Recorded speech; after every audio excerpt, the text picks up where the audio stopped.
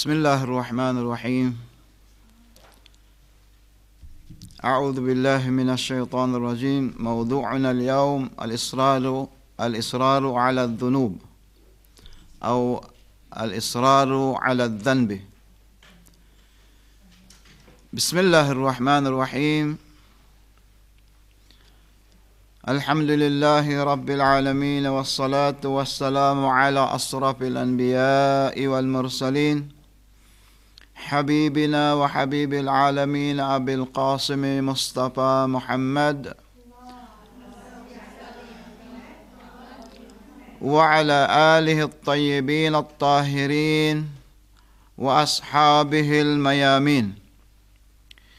قوله تعالى في سورة آل عمران الآية 135 سورة آل عمران، في قوله بعد أعوذ بالله من الشيطان الرجيم بسم الله الرحمن الرحيم. والذين إذا فعلوا فاحشة أو ظلموا أنفسهم ذكروا الله فاستغفروا لذنوبهم ومن يغفر الذنوب إلا الله ولم يصروا على ما فعلوا وهم يعلمون. صدق الله العلي العظيم. ومتواصلة إلى رقم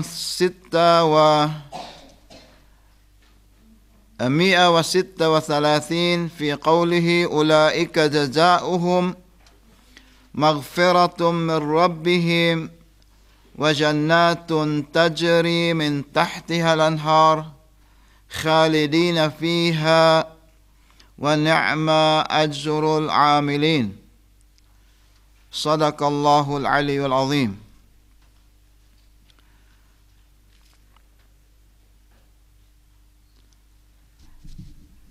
وبعد، السلام عليكم ورحمة الله وبركاته.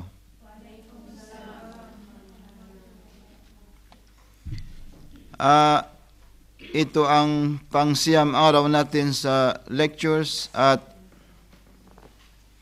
ang topic o kaya mawdu' na tatalakayin natin ngayon ay matatagpuan sa Suratu Ali Imran, verse 135 up to 136.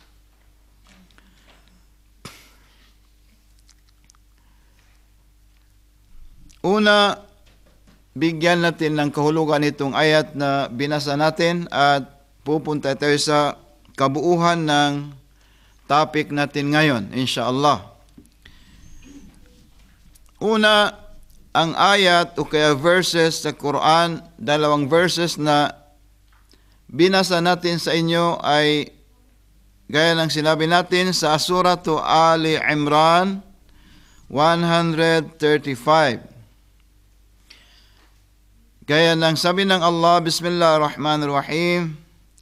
والذين إذا فعلوا فاحشة أو ظلموا أنفسهم ذكروا الله فاستغفروا لذنوبهم, hanggat sa dumating sa walam yusirru.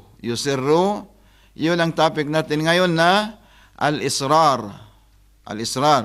Walam yusirru ala ma fa'alu wa hum ya'lamun. So ano ang katumbas noon? Ano ang kantimpala? Matatagpuan sa Suratu Ali Imran din, 136, kasunod noon, no? Sabi ng Allah, Ulaika jazauhum maghfiratun min rabbihim ila akhirih. Sabi ng Allah, at yung mga tao, walladhina idha fa'alu fahishatan, yung mga taong kung saan sila ay nakagawa ng fahisha. Anong ibig sabihin ng fahisha sa Quran? yani matinding kasalanan.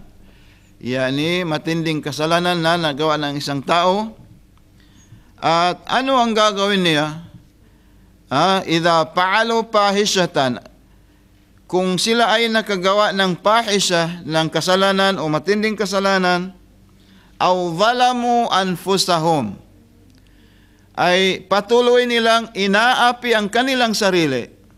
Yani, nalululong sila sa gawaing masama. Patuloy sila, nalulunod sa kasalanan. Patuloy sila, zalamu anfusahum. Ang kasunod doon, zalamu anfusahum, patuloy silang nalulunod sa pang-aapi nila, hindi sa ibang tao, sa sarili nila mismo. Sa sarili nila mismo na inaano nila ang kanilang sarili, nalulunod sila sa gawaing masama. Okay? Pero sabi ng Allah, zakarullah, yung mga taong ganun, matinding kasalanan ang nagawa nila, at nalulunod na sila sa kasalanan o kaya kaapihan na ginawa nila sa kanilang sarili. For the information of all, yung lahat ng kamalian, o kasalanan na ginawa mo, yun ay pang-aapi sa iyong mismong sarili, sariling kaluluwa. Diba? Pang-aapi yun. Iba yung pang-aapi sa ibang tao. Ang pang-aapi sa ibang tao ay mismo gumawa ka ng kasalanan para sa kanya.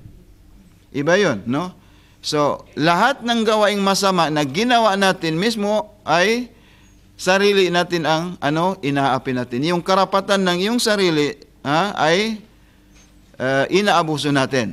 So, pero sabi ng Allah, zakarullah.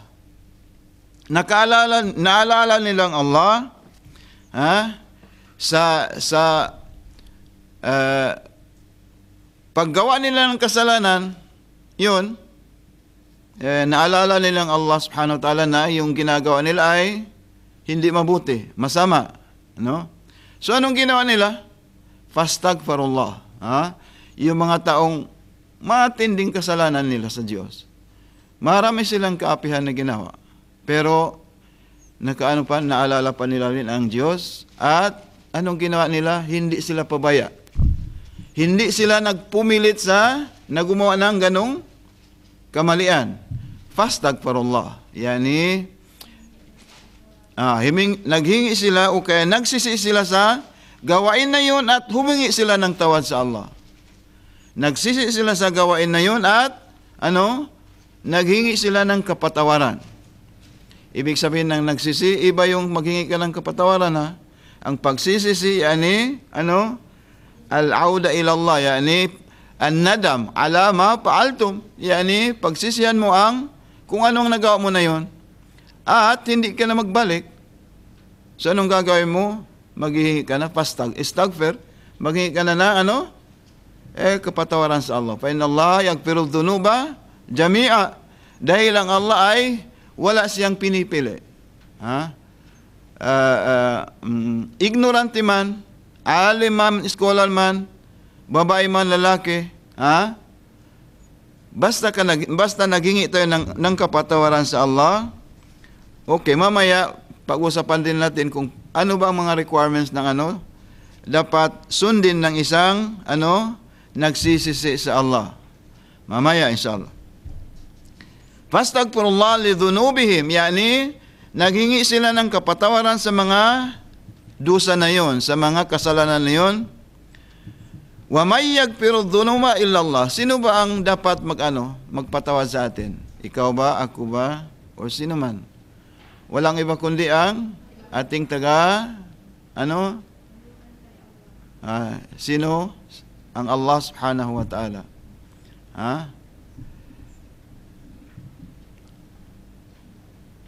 Pangalawa, wa may yaghfiru dhunuba illa Allah wa lam yusirru. Yung mga tao na yun, dahil naalala nilang Allah, Anong ibig sabihin ng naalala ng ang Allah subhanahu wa ta'ala? Ibig sabihin nun ay sa kamalian na nagawa nila ay nalaman nila yung ginawa na yun ay mayroong kaparusahan. Malaking kaparusahan na nakaabang, naghihintay sa kanila saan? Sa kabilang buhay. So, anong ginawa niya? Walam yusirru, hindi sila nagpupumilit sa ganoong kamalian. Walam yusirru ala ma fa'alu. Hindi sila nagpupumilit sa gawain na yon. So kung ano man ang kasalanan na nagawa nila, hindi sila nagpumilit. Naghingi sila ng kapatawaran sa Allah, wahum ya'lamun, dahil nababatid nila, nalalaman nila na ang gawain na yun ay hindi tama. Hindi tama. May kaparusahan sa bawat kilos o kaya ginawa natin sa nakasalanan. So, walam yusirru ala ma fa'alu wa hum ya'lamun. Yung mga tao na yun, agad-agad naghingi ng kapatawaran, nagsisi sa Allah. At naghingi ng kapatawaran, kundi hindi sa ibang tao or kung sino man, pero sa Allah subhanahu wa ta'ala. Yani, idha adnabta bainaka wa bainallah, kung nakagawa ka ng kasalanan, huwag mo nang sabihin sa iba. Secret na yon sa pagitan ng Allah at saka ikaw. Maliban lang kung ang ginawa mo na pang-aapi sa karapatan ng iba-iba yon, no? Dahil hindi magpatawad ang Allah hanggat pinapatawad ka ng taong nilalait-lait natin o kinuha natin ang kanyang karapatan. Na-explain na natin sa pangalawang or sa first day natin, na-explain na natin yun at ayaw ko nang balikan. So ang mga tao na yun ay sinagot din ng Allah ang kapatawaran na hinihingi nila. Ano yun? Ulaika jazaohum magfiratun. Ang kanilang katumbas, ang gantimpala na ibibigay sa kanila ng Allah. Wala misirro, yung mga taong hindi nagpupumilit. Hindi nalulong, sa ganung gawain. Hindi sila nag-insist, sa gawain na yon. Kahit alam nila na mali. Kahit alam nila na mali yun, ay nagpupumilit pa rin sila. Dahil nararamdaman nila nandoon ang sweetness of that sin. Nandoon yun. So sabihin niya, maganda ito Hindi sila nagpumilit na gumawa ng kasalanan na yun. Ulaika jazaohum magfiratun. Ang Allah subhanahu wa ta'ala ang jaza, ang katumbas, ang kapalit, magfiratun min rabbihim. Kapatawaran galing sa kanilang maawaing Panginoon, wa jannatun tajri min tahtiha al-anhar. At ano ang ibibigay pa sa kanilang Allah? Ang katumbas nun ay ipapasok sila sa paraiso kung saan nandoon ang mga jannatin tajri min tahtiha al-anhar. Ay yung Jannah, paraiso na yun, nandoon ang iba't ibang batis na magagandang batis na pwede nating paliguan. Huwag lang yung sa France ba yun? Or, yes, sa France. Ay yung naliligo doon na naka-hijab, naligo sa dagat, no? Pinaalis, pinatanggal ng pulis. Sabi niya, kung hindi mo tatanggalin, either tanggalin mo yung hijab mo ngayon at magbihis ka ng bikini, gaya ng lahat, Ang problema lang doon, bakit naman siya naligo doon? Because she wants to enjoy. Di ba? Huwag ka na lang pumunta doon. Alam mo na yun, bawal. Hindi ka pinapahintulutan na magdamit ng hindi kagaya ng lahat. Damit ng lahat. Nag-insist ka pa rin. Nagpupumilit pumilit ka pa. Ano ang katumbas doon? Al-israru ala dhunub, di ba? Yani nag-insist ka sa ganong kasalanan. Anong mapapala mo? Pinatanggal yung damit. Kasi may damit man na kung maliligo ka, no, nakahijab ka rin, no, walang makikita. Mayroon na bibili rito. Di ba? Mayroon ka pala, no? Alhamdulillah. Oh. Sa loob ng paraiso na yun, may mga batis na pwede nating paliguan at khalidina fiha. Mag-i-enjoy tayo sa loob ng paraiso na yun. Punong-puno ng magagandang halamanan at mga batis na pwede nating pag-enjoyan doon. Fiha wa ni'ma ajrul amilin. Yun ang blessings or gantimpala sa mga taong kahit nakagawa man sila ng kasalanan ay nagbabalik pa rin sila sa Allah, nagbabalik loob pa rin sila sa Allah subhanahu wa ta'ala at pinagsisihan nilang kanilang ginagawa. Yan ang topic natin ngayon. Walam yusirru ala ma fa'alu wa hum ya'lamun. Yani asarru, yani nag-insist o kaya yudawimu ala hadhal amal. Yani nananatili siya sa ganung gawain. Yan ang topic natin ngayon. At, ano yun? May question? Ang tao, either mu'min, naniniwala sa Diyos, nananampalataya, o kaya kafir, pasuway. Di ba? Ang tabi'a, o kaya origin or katangian ng isang mu'min, yaprahu bita'atillah. Hindi yung ang mu'min ay nasisiyahan sa paggawa ng pagsunod sa kagustuhan ng Allah. Yung pagtaa, obedient to Allah, yun ay nagiging nagiging katangian ng isang tao na meron siyang paniniwala sa Diyos, sa kaisang Diyos. Yaprahu bi ta'atillah wa yahzinu li ma'siyatihi. Kung sakaling makagawa siya ng kasalanan, ano ang gagawin niya? Yahzan. Malulungkot, at yung kalungkutan niyo na nararanasan niya or nararamdaman ng isang tao na kagawa ng kamalian, yun na yun ang ibig sabihin ng walam yasirru. Yani hadha bima'na an-nadam. Yun ang ibig sabihin na nagsisisi siya. Yung halimbawa nakagawa ka ng kasalanan tapos nakaramdam ka ng kalungkutan ngayon dahil sa kasalanan na yun, or nakagawa ka ng kasalanan sa iba, or naapakan mo ang karapatan ng iba, malulungkot ka agad.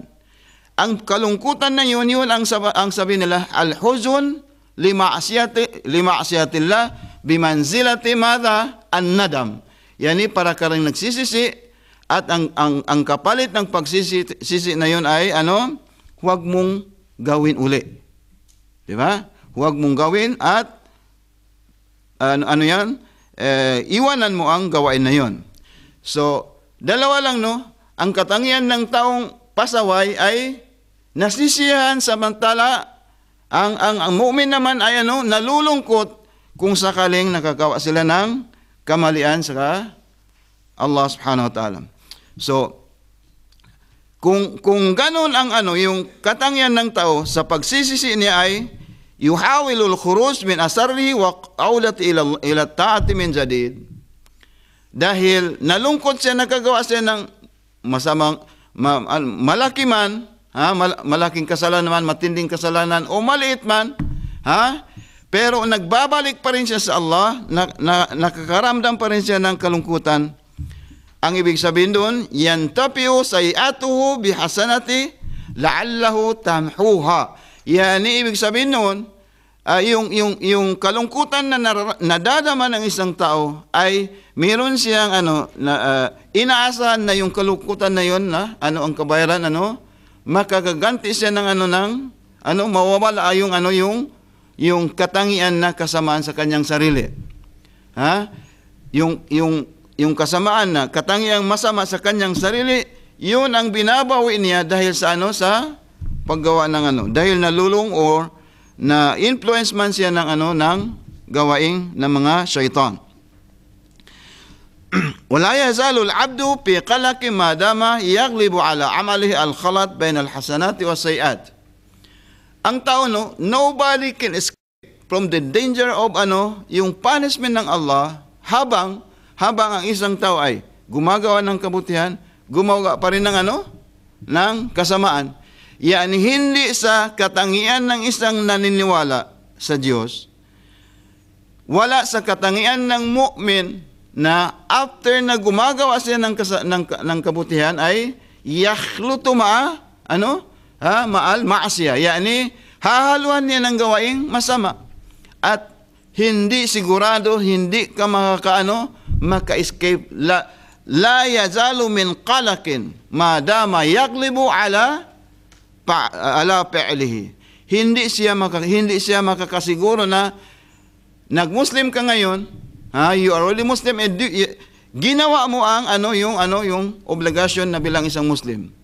Habang nandoon pa rin ang pagnanais mo ng gumawa ng halawatul ma'asiyah, yung sweetness of committing a sin, your decision to commit a sin, nandoon pa rin sa iyong sarili, hindi mo rin matatalo yun.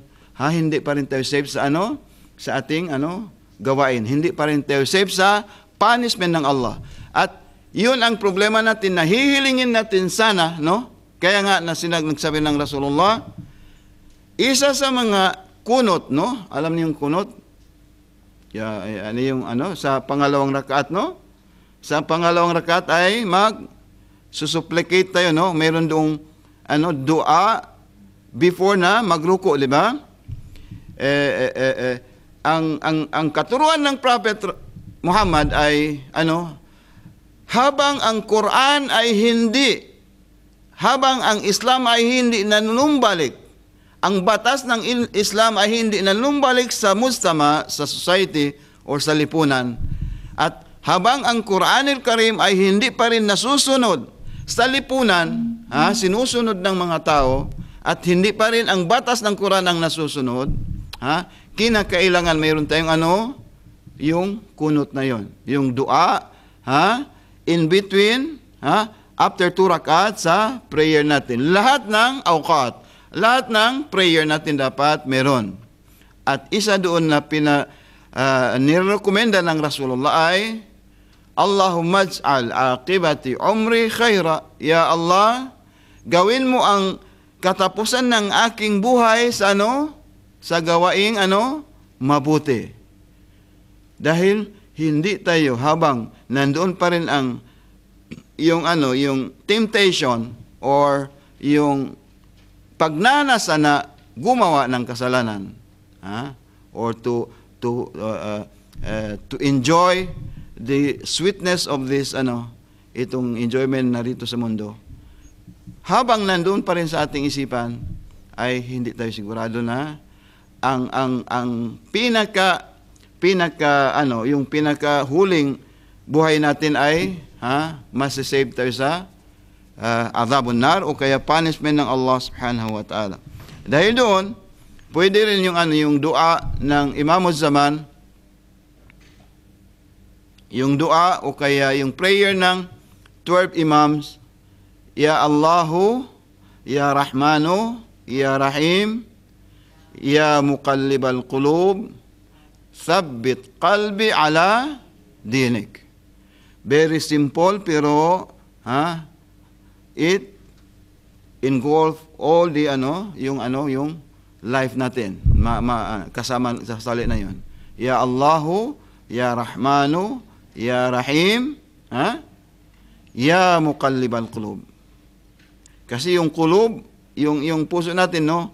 Kalbun, ibig sabihin ng kalbun, kung minsan hindi mustakal, hindi siya permanent. Kung minsan nandoon ang kasamaan, kung minsan nandoon ang bumabaliktad, di ba? Bumabaliktad. Kaya nga sinabing kalbun.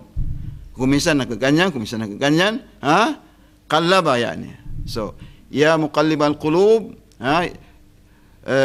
thabbit qalbi. Panatilihin mo, panatagin mo ang aking kalooban o kaya ang aking puso saan? Ala dinik. Doon sa relihiyon mo. Itong dua na ito, or pwede rin gawin sa sa last sujud. Gaya ng halimbawa, sa last sujud, pwede ka magdua, Rabbig perli waliwalidayya. Ya Allah, patawarin mo ang aking kasalanan at ang kasalanan ng aking dalawang magulang, di ba? Rabbig perli waliwalidayya. Pwede yan saan? Doon sa sujud. Okay? Pwede yan sa sujud. At dagdagan mo ng salawat, Allahumma salli ala Muhammadin wa ala ali Muhammad. Dahil ang pinakamalaking zikir, yung remembrance sa Allah ay wala nang makakataas sa ano, sa dhikrus salawat. Yani, Allahumma salli ala Muhammad wa ala ali Muhammad.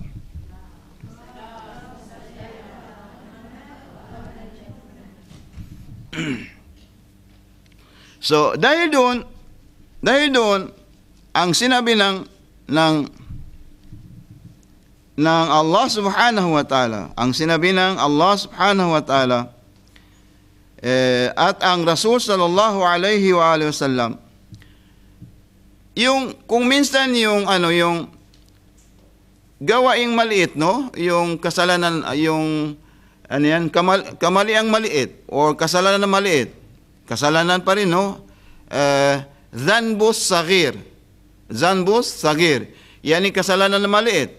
Kung minsan, inaakala natin ang gawain na yan ay maliit, pero, habang tayo ay nag-insist, habang tayo ay nananatili, ginagawa pa rin natin, inuulit-ulit, yusagir, yukabbir, yani magiging malaki yun, ang gawain na ang gawaing maliit. So, dahil doon, sabi ng Allah subhanahu wa ta'ala, dahil sa mga taswis, o kaya, ang gawaing maliit, no? Ang kamalian na maliit. Halimbawa,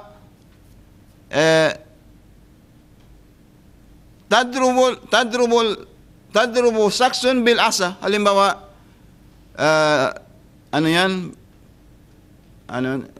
throw a stone to a, anong tawag doon? Ano yun? Halimbawa, tinapunan ka ng bato, na maliit na bato, tinamaan ng isang tao. Sabi mo, hindi naman yun, maliit lang naman yun, no? Maliit naman yun, hindi yun, wala din yun sa kanya. Hindi ka pa nagsorry, Tama, hindi mo sinasadya, pero binato mo siya at tinamaan ng isang tao. Ang akala natin yun ay maliit na gawain lang.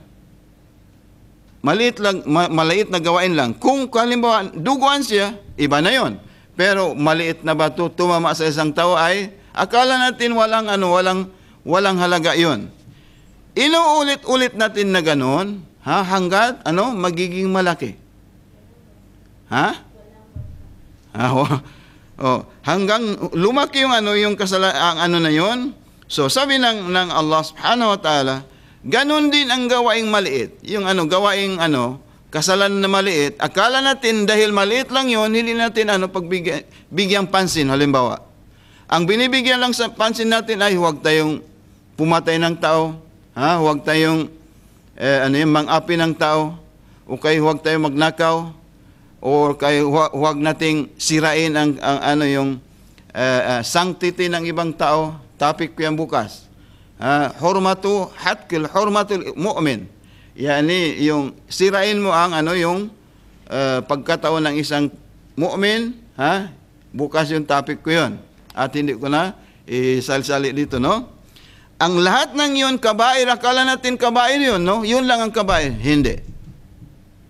Or akala natin, yung halimbawa, sinabi ko kahapon na yung babae, yung buhok nakikita sa prayer.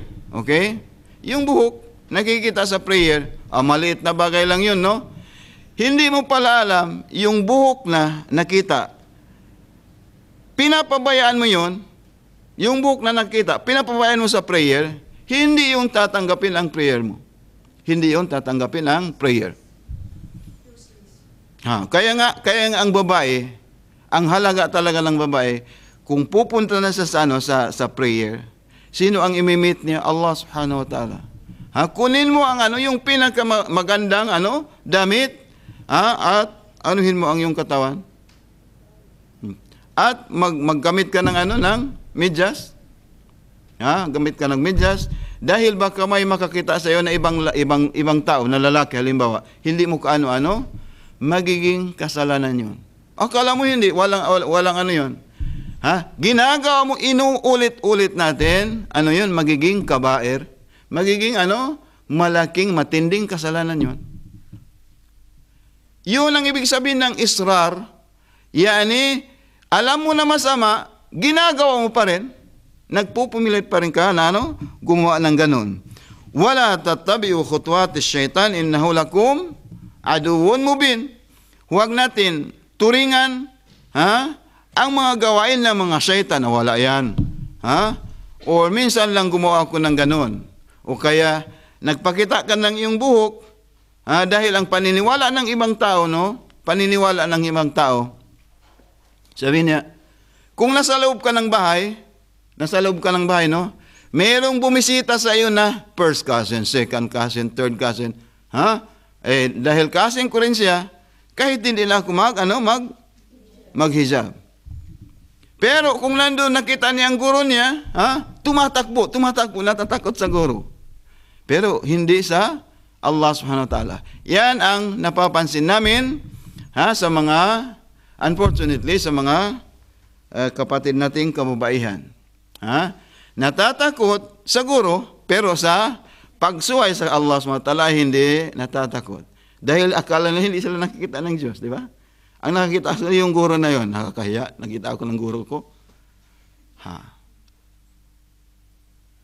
O halimbawa,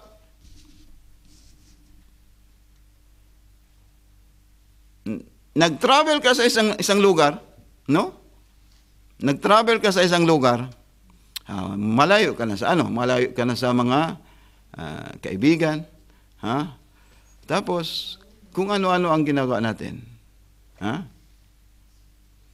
Tapos bumalik na naman tayo sa sabi mo na, hadha dhanbun, kasalanan pala, astaghfirullahaladzim. Yes. Sabi ng Rasulullah, gustong-gusto ng Allah na makikita sa record ng mga mu'min, lalaki man o babae, tuwing nakagagawa sila ng kasalanan ay makikita, muqabiluha, sa opposite that record, meron nakikita na istighfar, astaghfirullah rabbi wa atubu ilay. Yun din ang dahilan kung bakit every morning, kahit 70 times magsabi ka, magzikir ka ng astaghfirullah rabbi wa atubu ilay, di ba? At after isa naman ay ano ang sasabihin mo? Ganon din, 70 times astaghfirullah rabbi wa atubu ilay. Dahil ginugusto o kaya gusto ng Allah na makikita o kaya naririnig ang kanyang alipin, bantayan lang natin yung kasalanan natin sa ibang tao, bantayan lang natin. Basta ikaw at saka Allah, no problem. Dahil hanggat ikaw ay hindi ka nagpupumilit at hindi mo ginagawang laruan ang istighfar na yun, mumkin an yatuba laka, yatubullahu laka. Pwedeng mangyari na patawarin tayo ng Diyos, ng Allah subhanahu wa ta'ala. So, huwag kang sumunod, huwag mong turingan ang khatawat. Yung khatawat, anong khutwa? Yani yung yapak ng mga taong pasway. Yani, huwag mong turingan ang yapak ng mga taong pasway. Explanation na yon. Pero lahat ng pasway, ano ang pagtawag doon sa Islam? Khutwat syaitan. Yun ay yapak ng mga syaitan. At klaro-klaro, lantad sa atin na innahu lakum aduwwun mubin. Lantad sa atin. Alam natin lahat na ang syaitan ay aduwwun mubin. Kaibigan o kaaway? Kaaway natin. Pero, masarap pa rin. Gustuin pa rin natin na sumunod doon. Ayun. Ibig sabihin doon, sa panahon na yon ay nakaisip ka lang doon dahil wala sa iyo ang Allah. Yani, pansamantalang nakapikit ang nakapikit dahil yung nakalimutan mo ay para kang natutulog. Sabi ng Rasulullah, yung taong nakalimutan niya, nakikita pala ko ng Allah. Sabi niya, ang katumbas ng mga tao na yun, para silang natutulog. Yung natutulog, alam mo kung anong ginagawa mo? Hindi. At yung nagpupumilit na gumawa ng ng maksiya o kaya kasalanan, yun ay sakran. Alam niyo yung sakran? Yan, lasing. Para kang lasing. Yung lasing. Alam ba nila kung yung matinding kalasingan, no? Alam ba nila kung ano ang sinasabi nila? Yakauna alal maksiya. Anong kahulugan? Saan sila mahulog? Kung ano-anong ginagawa? Kung lasing ka sa mukaddarat, sa siyabo. Gaya nang nangyari last month, yung nanay niya ay naging dalawang pinutol-putol. Tinadtad ng pakol, chop-chop. Dahil sa sakran, dahil hilong-hilo siya sa yung tripping niya ay ganoon.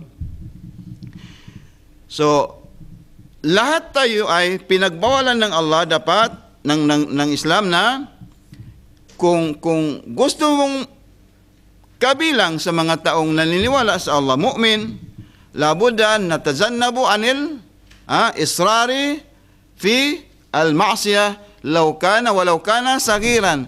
Kahit na maliit na gawain, kahit na maliit na hindi yung malaking kasalanan, no? Dapat dapat layuan natin ang mga ganong gawain.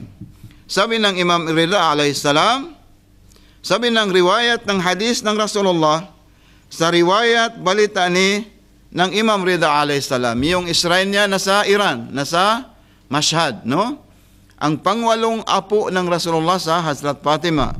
Ano ang sinabi niya?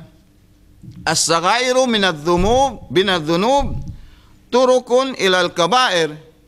Yung gawain, yung maliit na kasalanan, akala natin maliit na kasalanan, turukun ilal kabair. Yun ang daan para makagawa ka ng malaking kasalanan. Waman lam yakhaf Allah fil qalil lam yakhafhu fil kathir. Yung taong na halimbawa, minsan lang naman ako gumawa noon. O 2 beses lang naman. Gumawa siya ng ganong kamalian. Minsan pangalawa, kaunti lang yun, qalil, kaunti lang, no? Pero hindi rin siya matatakot na gumawa ng marami. Magsisimula yung kasalanan sa maliit na bagay, di ba? Kung naipon, yastami'u yughallitul qalb. Kung maipon yun, ang kahinat na nun, yung puso natin ay mababalutan ng itim. Yung itim na yun, yung dilim na yun, yun ang maglalagay sa atin sa al-israru ala dhunub. Yani, gusto mong mananatili ka sa ganong kasalanan. So, sabi ng Imam Ja'far Sadiq, ng Imam Rida alayhis salam, sabi niya, mayroong hadith na nagsasabi na anong ibig sabihin ng yung maliit na bagay, habang ginagawa mo, dumarami, magiging kabair, magiging malaking kasalanan. Ano yun? Unang-una, unang-una, al-israru ala dhanbi. Gaya ng sinabi natin, al-israr ala dhanbi. Anong ibig sabihin ng israr ala dhanbi? Mamaya. Sabi ng hadis ng Rasulullah, al-israru ala dhanbi, ay makikita natin sa hadis na ito. Halimbawa, gumawa ka ng isang kasalanan, inuulit-ulit mo yun. Binabalik-balikan mo yun. Binabalik-balikan. Kung ngayon gumawa ka ng kasalanan, la sama Allah, wag sana. After 1 month, uulitin mo na naman. After 1 week, uulitin mo na naman. Dahil nandoon pa rin ang waswasan ng syaitan. Yung ganong gawain o kaya katangian, at wala siyang naiisip na magbalik sa Allah. Yani yatub. Gumawa siya ngayon ng kasalanan at wala siyang naiisip na gumawa ng pagsisisi. So, sabi ng Imam Ali alayhis salam, Iyaka wal israr Layuan ninyo ang yung pagpupumilit o kaya pananatili, iyaka wal israr, layuan ninyo ang pananatili sa gawaing sa maliit na kasalanan, fa innahu min akbaril kabair. Yung pag-iisip mo na ayaw mong tumigil, yung pag-iisip, hindi yung gawain, no? Hindi yung ginawa mo pa. Inisip mo lang na gusto ko magbalik, hada min akbaril kabair. Isa na yun sa pinakamalaking kasalanan. Yani hindi mo naisip na ang kasalanan na yun ay pagsisihan mo. Iisip ka pala ngayon na ayaw kong tumigil, yun ang ibig sabihin ng akbarul kabair. Isa yun sa mga pinakamalaking kasalanan. Iyaka wal israf fa innahu min akbaril kabair wa a'zamul jaraim, at malaking punishment yun, kaparusahan. Yung pag-iisip lang, no, na ayaw mong, wala kang iniisip na magbalik loob sa Allah. Sabi hindi naman malaki yun. Or hindi ako nakapag-pray ng asar dahil 3 o'clock. 3 o'clock dumating ang maraming bisita na yung amo. Hindi mo na malayan yan nag-azan na sa Maghrib. Di ba? Nag-azan na sa Maghrib. Palaging ginagawa mo yun. Samantala, sabi ng Allah, Aqimis salata liduluki samsi ila kasakil layl. Pwede kang mag-pray pagkatapos ng zuhur, isusunod mo ang asar. What's wrong with that? Sinabi ng Quran. Para dahil ang obligasyon ng isang Muslim ay hindi lang sa prayer. Isa lang yun sa pagtarbiya, pagdisiplin sa atin, yung prayer. Marami ka pang gawain dapat na gampanan. Lalong-lalo na halimbawa, if you are running a government, or you are in the office, or gaya natin, nagtatrabaho, kung minsan walang pakialam ang amo natin kahit hindi ka nagpag-pray ng asar o maghrib, kung minsan dahil sa paniwala natin na wala ng maghrib, natapos ang trabaho mo 10 o'clock, hindi ka na nag-maghrib, nag-isa ka kaagad. Hindi din yung pwede. Dapat ang sequence ng prayer, unahin mo ang maghrib, isusunod ang isa. Hindi pwedeng baliktarin. Kailanman hindi pwedeng baliktarin. Ibig sabihin din isa kang pasway. Inuulit-ulit natin yun, kahit sinabi ng Allah, pwede mong gawin yun. Sabi ng Rasulullah, hatta la yahruza ummati, hanggat para hindi mahirapan ang aking ummat, ang aking mga followers. Sabi ng Rasulullah, gawin mo yun, pwede yun. Biduni usdin, kahit walang dahilan. Walang dahilan dahil mayroong kang obligation. Anong obligation mo? To follow your amo. Di ba? Kung anong gusto ng amo natin, yun ang dahil sinisweldohan tayo. Di ba? Al-israru ala-dhanbi. Di ba? Inuulit-ulit natin, yun ang ibig sabihin ng israr. Yani, ayaw mong tumigil. So, sabi ng Imam Ali, iyaka wal israr fa innahu min akbaril kabair wa a'zamil jaraim.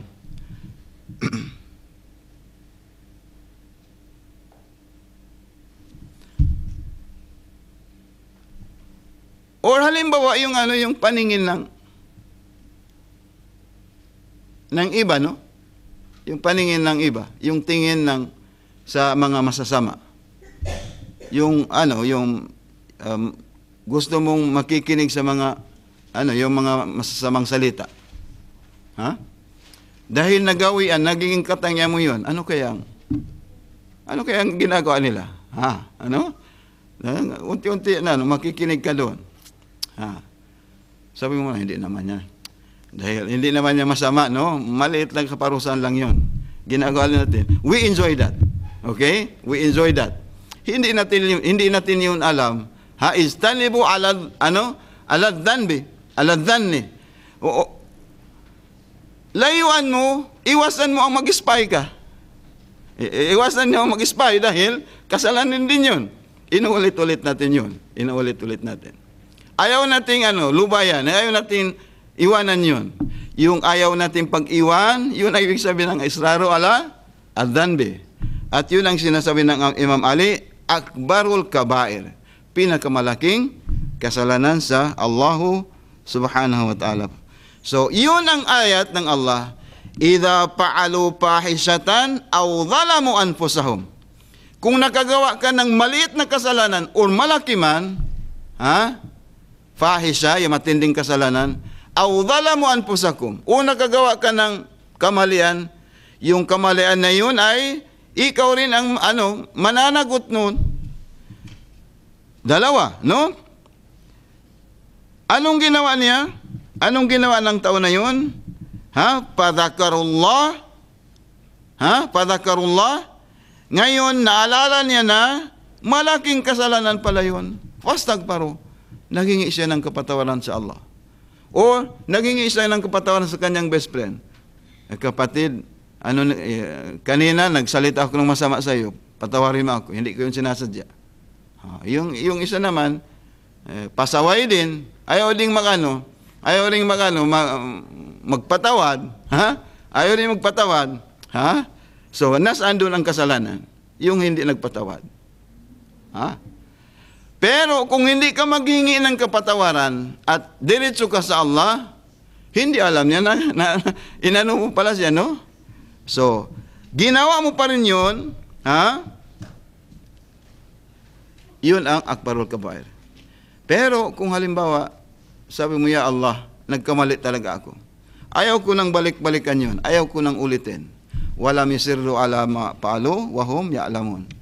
Dapat ang isang mu'min ay he has to enjoy or she has to enjoy doing good deeds. Kung nag-enjoy siya noon, gumawa ng kasalanan, ay ganun din, dapat he has to feel na yung kasalanan na yon ay ganun din ang kabutihan. Sallallahu ala Muhammad wa ala Muhammad.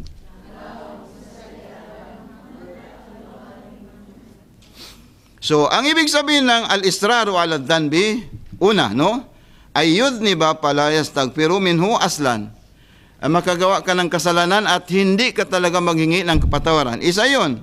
Pangalawa, an la yuhaddithu nafsu bitawbatin padhaka israru aidan. Ang pangalawang ibig sabihin ng israru ala dhanbi, ang pangalawa ay la yuhaddithu nafsahu, yani hindi mo talaga bigyan daan ng iyong sarili, na makaisip na maghingi ka ng kapatawaran. La yuhaddith, yani hindi mo kakausapin ng iyong sarili. Sarili, bakit mo ginawa yan? Bakit mo ginawa yan? Dapat hindi mo yung ginawa. Dahil kasalanan yun, ikaw rin ang mananagot doon. Wala kang ginawa ganon. Pero i-enjoy. At pinagmalaki mo pa. Israru ala dhunub. Yun ang ibig sabihin. Ang pangatlo, al-iktharu min adh-dhunub sawaun akanat min naw'in wahid aw akthar. Yani, palagi kang pinaparami mo ang iyong kasalanan. Alam mo na yun ay masama, or alam mo na ang Islam ay the only religion with Allah is Islam, na iisa lang ang reliyon galing sa Allah, alam mo na yun, pero meron ka pang iniisip na, nagdadalawang isip ka rin na yumakap sa Islam. Samantala mo na ang So, ang ibig sabihin nun, al-iktharu ala, ad-dhunub. Sawaon ka na sa isang bagay or maraming klase ng kasalanan. Ang panglimang meaning ng israru ala dhunub, al-mudawamatu ala naw'in mahid. Ayani, nagpapatuloy ka na gumagawa ng kasalanan na yun. So, anong ibig sabihin doon? Ang resulta nun, ang resulta na ikaw gusto mong magtarbiya o kaya gusto mong i-discipline ang iyong sarili, dapat bigyan daan ang istighfar. Yani, pagtauba o kaya repentance para at least hindi maiipon ang kasalanan na yun at ikaw ay malulunod sa kasalanan na yun. Ang pangalawang ang pangalawang ibig sabihin ng kasali sa israru ala ad-dunub, al-istihanatu bidhanbi.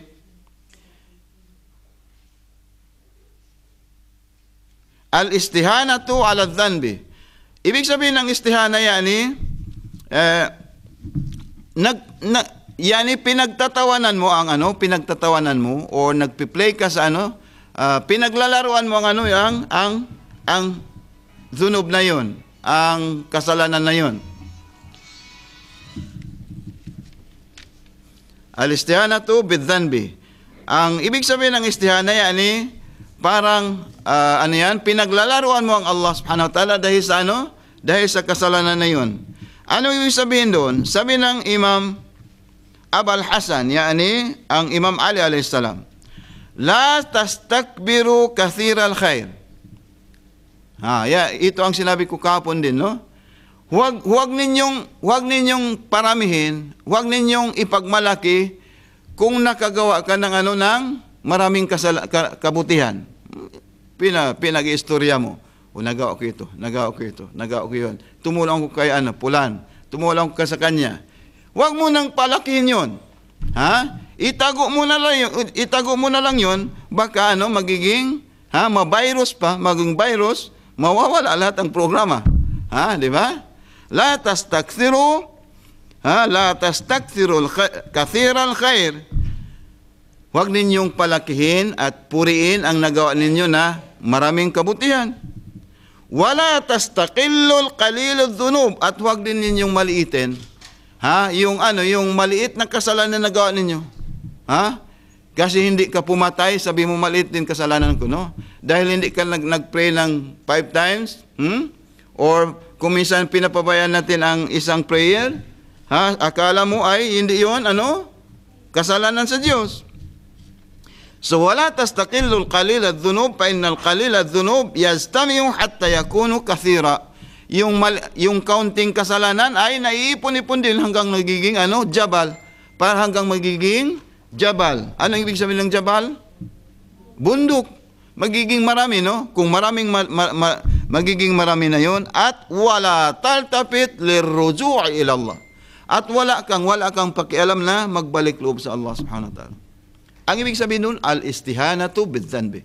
Yan pinagtatawanan mo ang Allah Subhanahu wa ta'ala, pinaglalaruan mo ang Allah dahil sa kasalanan na binabalik, inuulit-ulit ng isang kapatid. So kasama pa rito ito ang last, al-ibtihaj was-surul wal-ladha indal ibtila'i bidhunub.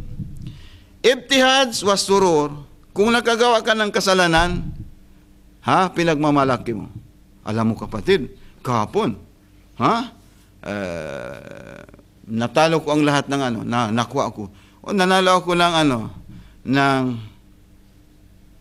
million sa soapstick. Soapstick pala, soapstick na yun, ano yun? Sugal o hindi? Haram o hindi? Hindi. Bakit hindi?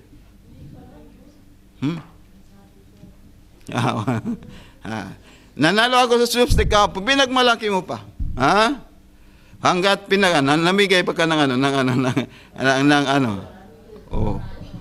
Ayun. So akala mo yung soapstick na yun ay hindi sugal. Pag haram yun, di ba? Al-ibtihad was-surul wal-ladha 'inda al-ibtila'i bidhanbi. Kung gumawa ka ng kasalanan, ibig sabihin nun, masaya ka. At ipamamalita mo pa sa lahat. At napipil mo talaga na satisfied ka talaga. Ano ibig sabihin doon? Yani pinagpatuloy mo pa rin ang kamalian na yun at kasama ka doon sa mga tao na sabi ng Allah Subhanahu wa ta'ala, pinapalaki natin yun, no? Tajahur. Dahil pinamalita natin sa lahat, no? Ano ang sabi ng Allah Subhanahu wa ta'ala sa mga ganong tao? Yung mga taong sabi ng Allah, wa amma man taga wa athara al-hayata ad-dunya fa innal jahima hiya al-ma'wa. Yung mga taong taga, alam mo yung taga, hindi taga, yung taga nananaga ng Taka, yung mga taong zalim, criminal, no? Wa athara al-hayat ad-dunya, at nag-effect na sa kanila ang enjoyment dito sa dunya, dito sa mundo. Ha? Ano ang kahinat na ng kanilang gawain na 'yon? Ha? Pinagpatuloy nilang lahat, hindi sila nanghingi ng kapatawaran sa Diyos. Fa innal jahima hiyal ma'wa. Ang destination ng mga tao na 'yon ay jahim, kung saan doon sila ay mamalagi sa ano na 'yon, sa loob ng Jahannam. At ang opposite noon, gaya ninyo, alhamdulillah, gaya ninyo, fa amma man khapa maqama rabbih. Subalit yung mga tao natatakot sa Allah, natatakot, nakawa man sila ng kasalanan, nagbalik loob, natakot talaga at ayaw nila mapalagay hanggat hindi sila makapaghingi ng kapatawaran sa Diyos. So ano ang sabi ng Allah dito? Wa nahan nafsa 'anil hawa, at nakayanan nilang putulin ang yung desire, no? Yung pagnanasa. Nakaya nilang putulin ang ganong nafs. So ano ang sabi ng Allah? Fa innal jannata hiyal ma'wa. Ang destination, masiratuna ila jannah insyaallah. So, yung mga taong palaging nag-a-attend ng lectures at hindi dumarating sa kanila ang kusul. Ano ang kusul? Yung tamad, hindi sila nagiging tamad. Gaya namin noon, naglalakad kami o kaya nag-study kahit walang light, nag-study sa yung lamp, yung kandila, hindi yung isa. Yun. Para lang makapag-study, So yung mga taong ganoon, inshallah SWT, successful ang mga taon na yun. Fa inna jannata hiyal ma'wa. So, kung gumawa ka ng kasalanan, kung ano man ang kasalanan na yun, dapat ma-feel mo na nalulungkot ka. Kung gumawa ka naman ng kabutihan, dapat mapipil mo rin na you are satisfied with that, good deeds. Dapat mapipil mo rin ang yung feelings kung saan nakagawa ka ng isang kabutihan. At yun, magpasalamat ka sa Allah. Yun ang dahilan kung bakit tayo magsujud. Magsujud sa after prayer, no? After every prayer, dapat magsujud tayo ng sujud sukri. Yani, ang sujud sukri na yun, yun ang pagsukur natin o kaya pagpapasalamat natin, we have done that obligation. Yani, nagawa na natin ang wajib na yon ng isang prayer. At ano ang babasahin natin sa pagsujud na yon?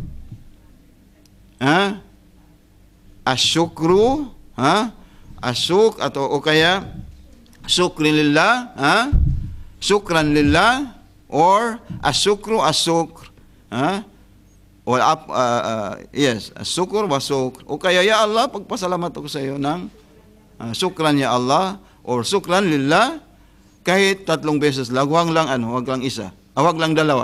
Gawin mong isa, 3, parli dapat, zawj, dapat yung may 1, 3, 5, 7, up to 100.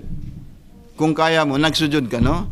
Yung ang isang katangian ng mga taong pinapasalamatan nila at nasisiyahan sa kung makagawa ng kabutihan. Inshallah. Walhamdulillahi rabbil alamin. Wa sallallahu ala sayyidil mursalin wa ala alihi at-tayyibin at-tahirin. Walhamdulillahi rabbil alamin. Salawat.